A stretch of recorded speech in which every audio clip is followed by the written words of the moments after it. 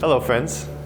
If you're like me, too often you think of spirituality as something that is otherworldly or disembodied or ethereal.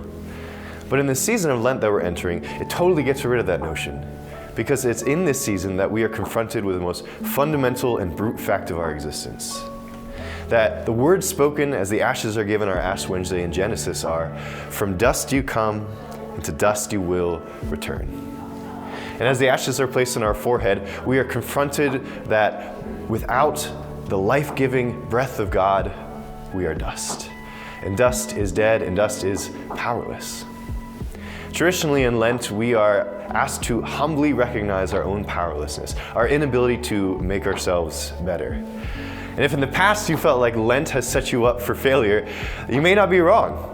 You might manage with clenched teeth and white knuckles to get through the next 40 days without eating chocolate or without checking social media every 5 minutes.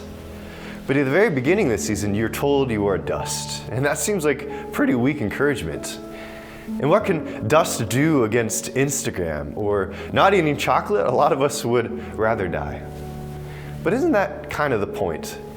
That these little instances of giving up and sacrificing, these acts of service that we add to our daily routines, are little deaths, denial of ourselves.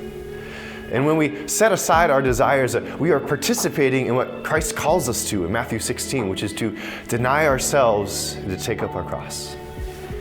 And when we deny ourselves, we come to an understanding of the inconceivable truth that the Creator, the Sustainer, the Lord of all the universe has joined us in our powerlessness, our fellowship of dust.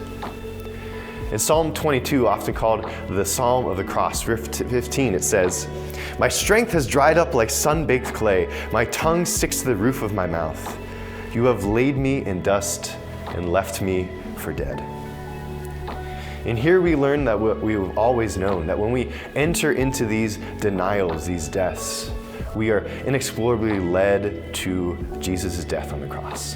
In the small deaths of the Lenten practices, we get a tiny glimpse of what Paul calls the fellowship of his sufferings.